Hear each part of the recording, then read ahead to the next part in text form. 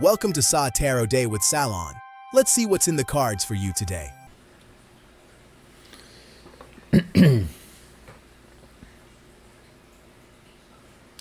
Welcome back to another SaTarotDay by Salon.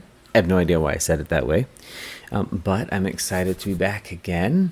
As you may know, we're not really doing every week, but I am trying to do as many as possible. So unfortunately, last week I wasn't available, but today, on this beautiful 6/6/26, I am. So I want to jump right in to tarot. And before we do, though, quick shout out, happy birthday to the 6/6 Adius Nade. Happy birthday, man. It's going to be a good day. So I am using a really cool tarot today. I'm so excited. I don't know if I've ever done a tarot with it on the stream. Maybe on Apocrypha, probably. But it's called the Todd Alcott's Sci-Fi Tarot. This is a cool 78 card deck with some really, really cool imagery on it. It's kind of exciting because it's not like anything I've ever seen before, but it's super cool deck. I really recommend if you like collecting or just neat stuff, especially if you like, kind of older movies. I'd say 60s, 70s, 80s. It's just, I think you'd have a blast with these. So you're going to see what the cards look like in a minute, but the back of the cards, really cool. It's called the Sci-Fi Tarot. It's in a honeycomb pattern. It is not reversible because there's words on it, so you can tell if the cards are reversed from the back. I know most people these days don't read reversals, shockingly, so I've been learning that too.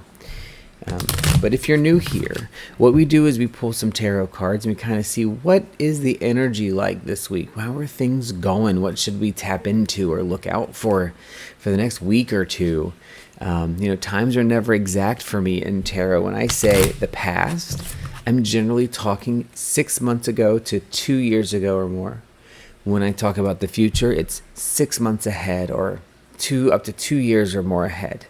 And when I'm talking about the present, it's from about 6 months ago to 6 months in the future. So that's kind of how time is for me. So these cards sometimes may give you energy that does exceed out just a week away. So it's for you, but generally speaking, these are rooted in the present for me. If you listen, you probably will notice that I'm shuffling what sounds like two different decks. But that's really because today I'm going to kind of read in my preferred style, which I don't always do.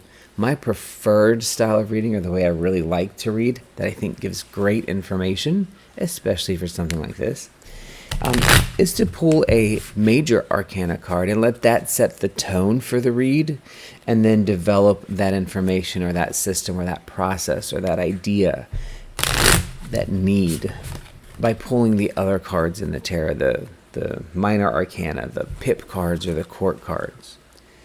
And that really gives me a way to kind of see things a little bit differently and have a different part of the process available to us.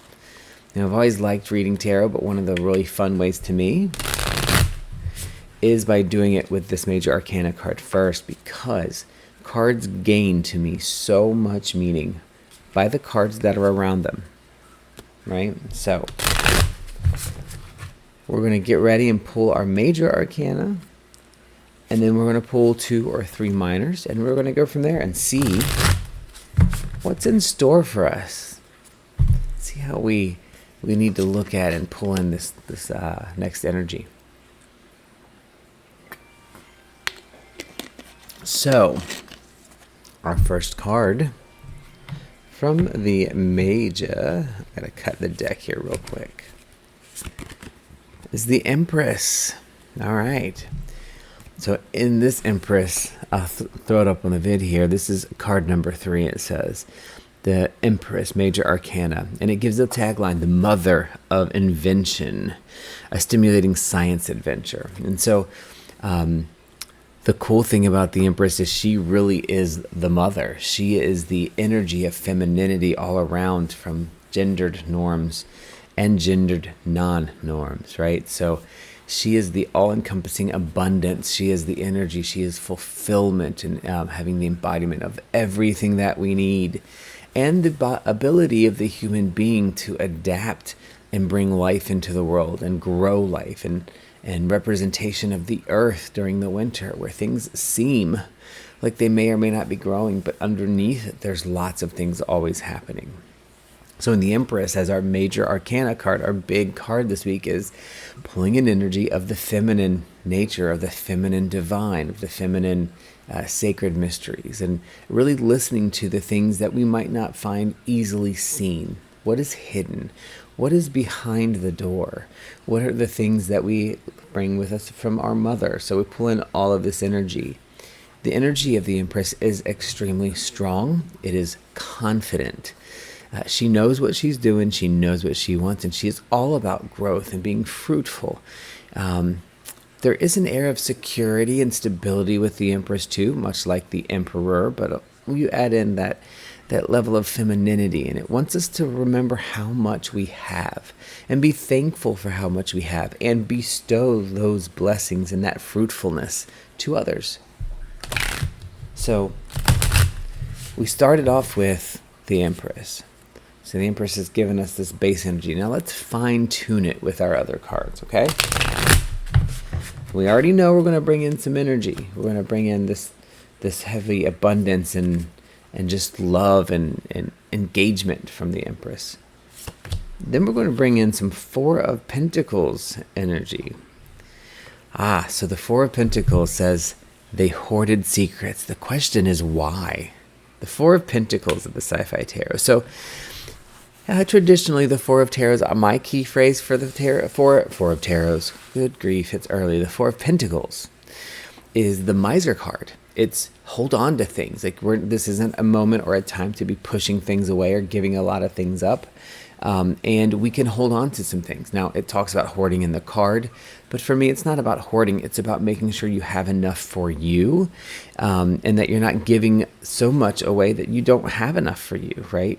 It also can represent having comfort in possessions.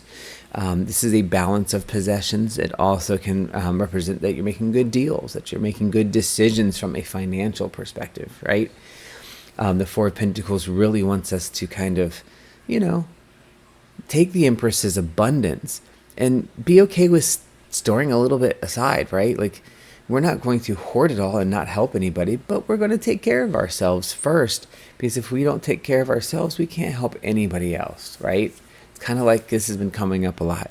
Somebody used the example the other day of self-help where, in the plane, if you fly, you know that if the air masks drop down, you have to put your own on first, because you might pass out so quickly that you won't be able to help a child or somebody else. So you have to take care of yourself first. So we have now adapted our Empress energy of abundance into also knowing we need to put a little bit away for ourselves. We need to hold on to some of it and not give everything in our bucket away. And then our next card is the King of Pentacles. So the King of Pentacles says, he had it all. What he did with it changed the universe. Now, we have the Empress, which is a huge feminine energy. This is very heavy with water and fire, a little bit of earth, and of course air. Our major arcanas to me have all of the energies in them, but and elements, but a little focus there. The Four of Pentacles is all about earth, and so is the King of Pentacles, and even more so. Now, the King of Pentacles is leadership. He is stability. He is trust. So now we have abundance and fruitfulness and carrying through. We've added holding on a little bit for ourselves to stay stable. And now we're saying we're using this as a leadership air. We're using this as an evidence of trusting ourselves. So this is telling you, let's trust. Let's take things to a level where we know that they're sustainable, that we're doing it in the right way, that we're steady with what we're doing and we're even with it. We're not packing away 100% of every single thing that we have. We're taking care of ourselves. So far, we're in self-care mode. This King of Pentacles augments our energy by recognizing the energy that we have to be ourselves is the king. We have to be in control, we have to be steady, and we have to exude trustworthiness to those around us, because if not, we're not going to be able to hang on to those things, right? We're not going to be able to hang on to the abundance. What good is abundance if it's not for a reason or something that's usable or gives us the energy and ability to do something with it? Our third and final card is the Knight of Swords. Now, in this really cool card, we go back to the Knight of Swords. Sorry, it's hard for me to see. It says, when the world needed a warrior, he stepped into the breach. And that is what the Knight of Swords does. The Knight of Swords is the fighter. He's the one with, the sword. He's not just starting out. He's actually put in the energy. He's known by the court. He's protective of the court. The Knight of Swords is protection. It's courage. So we're going to pull all of these things together and say that it's courageous to make the choice to put you as the King of Pentacles, your steadiness, your trustworthiness, and your holding of things to yourself. Self-care is important. Taking care of yourself is important. The Knight of Swords is willing to do anything for it. He will go out and fight for you. He will take care of you, but he will do it with courage, and he will win. But he needs to have it alongside of these other energies. And we've got a lot of masculine energy balancing out our first card, right? We got the Empress, which is really this feminine, like I said, water and fire energy. And then we've really added in the Four of Pentacles, Earth, the King of Pentacles, Earth, the Knight of Swords, which is an air card. These are all traditionally masculine energies, but the Knight of Swords brings an air of making good decisions in also. So whatever we're doing and whatever we're causing to grow and to build into our abundance comes from these things. It comes from being steady and being trusting and also being trustable. It comes from being courageous and being willing to go out and make the decisions that are needed. And it comes from paying attention to the things we can hang on to. So all in all, our Sci-Fi Tarot is telling us that it's all right to choose ourselves first. It's all right to hold on to things sometimes. It's all right to feel abundant and feel like we have everything that we need. We should be okay with that. Don't give it away because you feel guilty all the time. Now, there's a balance here, right? We do want to give away and we do want to share, I guess is a better phrase, of our abundance. We want to share how we feel about things, but we can't share 100% of what we have, because in the end, there's no way for us to help others if we don't. So that is it for today's SaTarotDay. I hope it gives you some insight and some information into how this next week will feel with the energies and what you can bring in to kind of grow and hold steady in this really crazy world of things going so fast around us. Thank you so much. Hope you have a wonderful weekend and an even better week.